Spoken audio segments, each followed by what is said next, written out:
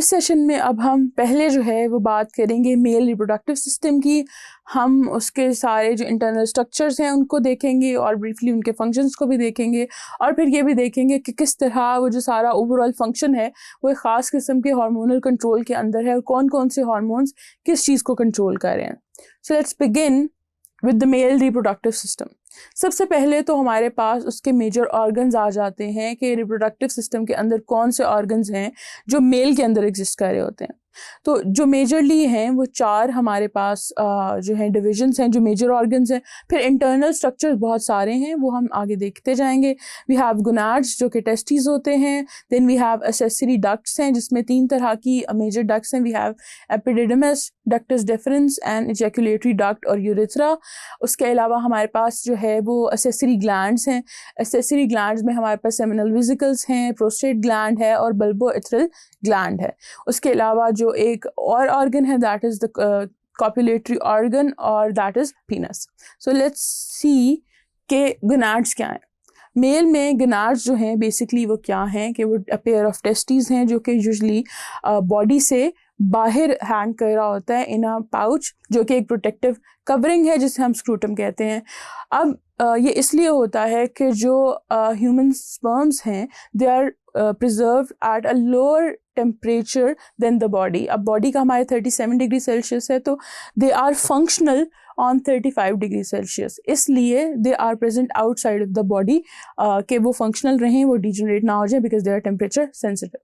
अब अगर हम एक टेस्टिस के अंदर इंटरनल स्ट्रक्चर की बात करें तो उसके अंदर हमारे पास 250 से 300 लोब्यूल्स होते हैं, और लोब्यूल्स जो हैं वो दोनों टेस्टिस के अंदर डिफरेंट हैं। और उनके अंदर अगर हम जाएं तो ओवरऑल अगर हम स्ट्रक्चर को देख रहे हो तो 1 से 4 सेमिनिफेरस ट्यूब्यूल्स होते हैं। उन लोब्स के अंदर मल्टीपल सेमिनिफेरस ट्यूब्यूल्स जो हैं वो एग्जिस्ट कर रहे होते हैं। अब सेमिनिफेरस ट्यूब्यूल्स जो हैं बेसिकली उनमें आगे जो फंक्शन परफॉर्म होता है वो हम नेक्स्ट उसमें देख लेते हैं। अब गोनाड्स से अगली जो चीज़ आ जाती है हमारे पास एक्सेसरी डक्ट्स आ जाती हैं। अब स्पर्म्स जब एक दफ़ा बन जाते हैं तो they move through the seminiferous tubules to enter a tubular network called rete testis, जिसमें जो है फर्दर मैच्योरेशन होती है स्पर्म्स की। अब आप डायग्राम में भी देख सकते हैं कि ये जो 4 मेजर लोब्यूल्स हैं यहाँ पे ये वाले जो स्ट्रक्चर्स हैं जिनको मैं अभी हाईलाइट करूँगी, ये वाले, this one, this one, this one and this one. अब ये 4 लोब्यूल्स हैं जिसके अंदर हमारे पास ये जो सारा रेड सा स्ट्रक्चर आपको जितने भी ट्यूब्यूल्स नज़र आ रहे हैं ये सेमिनिफेरस ट्यूब्यूल्स हैं।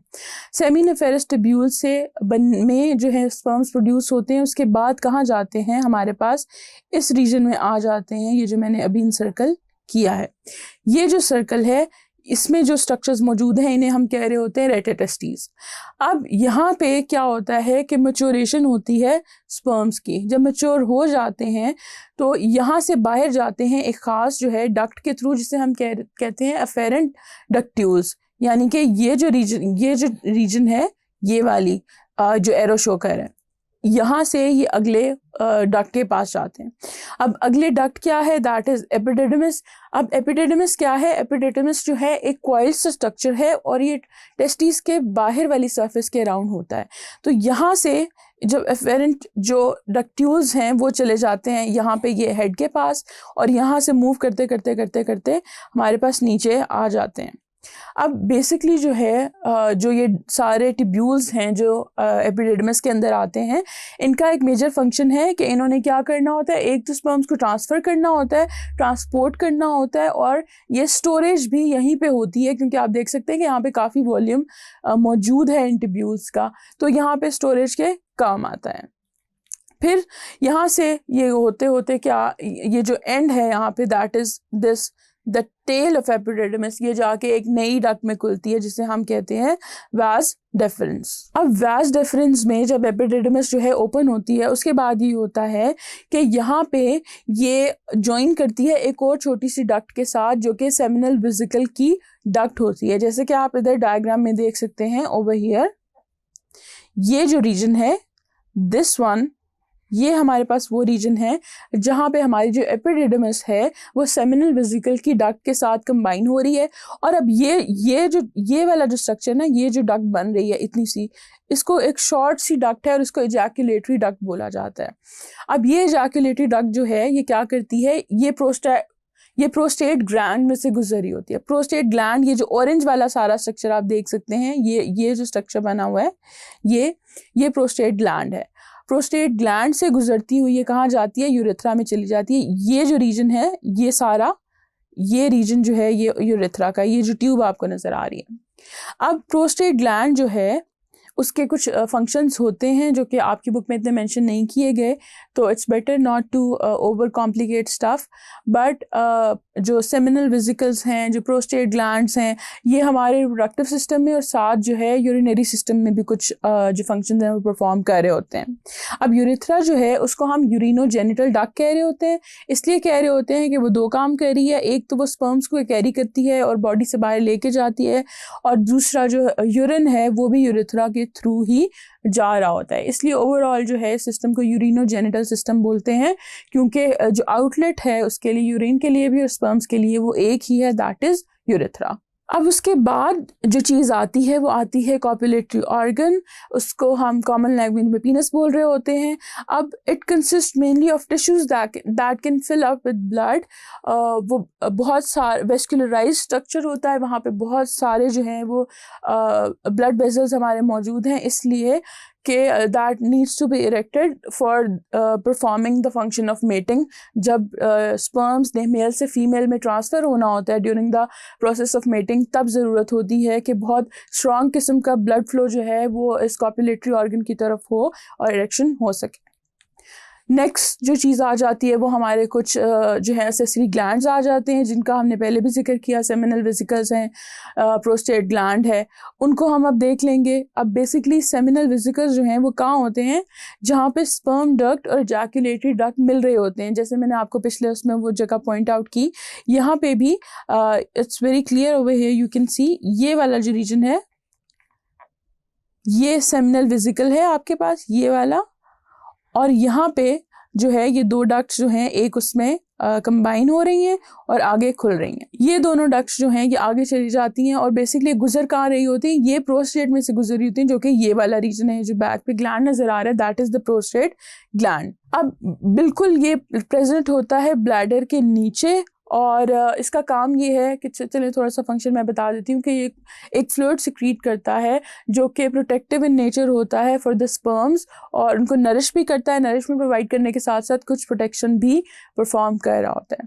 फिर उसके अलावा जो एक और gland, that is a pair of bulbourethral glands, वो होते हैं, they are situated at the junction of ejaculatory duct and urethra. यानी कि ये जो रीजन आप देख रहे हैं, ये वाला और ये वाला, ये दोनों बल्बोयूरेथ्रल ग्लैंड्स हैं और ये बिल्कुल प्रोस्टेट के साथ ही नीचे प्रेजेंट होते हैं, और इनका काम जो है ये हमारे यूरिनरी सिस्टम में भी है और हमारे रिप्रोडक्टिव सिस्टम में भी है। अब अगर हम मेल रिप्रोडक्टिव सिस्टम के ओवरऑल फंक्शन की बात करें तो उनका फंक्शन ये है कि उन्होंने स्पर्म्स प्रोड्यूस करने हैं उसने, और स्पर्म्स प्रोडक्शन का जो पूरा प्रोसेस होता है उसको हम स्पर्मेटोजेनेसिस कह रहे होते हैं। सो मेजरली एक ही फंक्शन है जो कि इस पूरे सिस्टम ने परफॉर्म करना है, दैट इज स्पर्मेटोजेनेसिस। अब जो मेल रिप्रोडक्टिव सिस्टम है वो खुद ही से नहीं चल रहा, कुछ ना कुछ हार्मोन्स हैं, कुछ सिक्रीशंस हैं जो उसको कंट्रोल कर रही हैं। अब वो कैसे कर रही हैं वो अब हम देखते हैं। सबसे पहले ये होता है कि जो हमारा हाइपोथैलेमस है, हाइपोथैलेमस हमारे ब्रेन में एक रीजन है, वो सिक्रीट करता है गोनाडोट्रोपिन रिलीजिंग हार्मोन। वो जाके क्या करता है, हमारे जो है पिट्यूटरी ग्लैंड पे जो है वो एक्ट करता है, और पिट्यूटरी ग्लैंड पे जब एक्ट करता है, उसको स्टिमुलेट करता है, तो फिर ये होता है कि हमारा जो पिट्यूटरी ग्लैंड है वो क्या बनाता है, वो फॉलिकल स्टिमुलेटिंग हार्मोन बनाता है और साथ ही वो ल्यूटेनाइजिंग हार्मोन भी बना रहा होता है। अब ये जो है बेसिकली ये एंटीरियर पिट्यूटरी में ये काम हो रहा होता है। अब जो यहाँ पे आप ग्रीन एरोज देख रहे हैं, बेसिकली ये स्टिमुलेटरी इफेक्ट है, और जो रेड एरोज देखेंगे वो इनहिबिटरी इफेक्ट होता है। अब ल्यूटेनाइजिंग हार्मोन बेसिकली चला जाता है हमारे पास इंटरस्टिशियल सेल्स के पास, जो टेस्टिस के अंदर होते हैं, उन्हें हम उन्हें हम लिडविग सेल्स भी कह रहे होते हैं। और दूसरी तरफ पे हमारा फॉलिकल स्टिमुलेटिंग हार्मोन है जो कि सबस्टेंटिकुलर सेल्स के पास चला जाता है सेमिनिफेरस ट्यूब्यूल्स के अंदर। अब जो इंटरस्टिशियल सेल्स के पास हमारा ल्यूटेनाइजिंग हार्मोन जाता है वो क्या करता है, वो टेस्टोस्टेरोन की प्रोडक्शन को बढ़ाता है, वहाँ से टेस्टोस्टेरोन प्रोड्यूस होती है।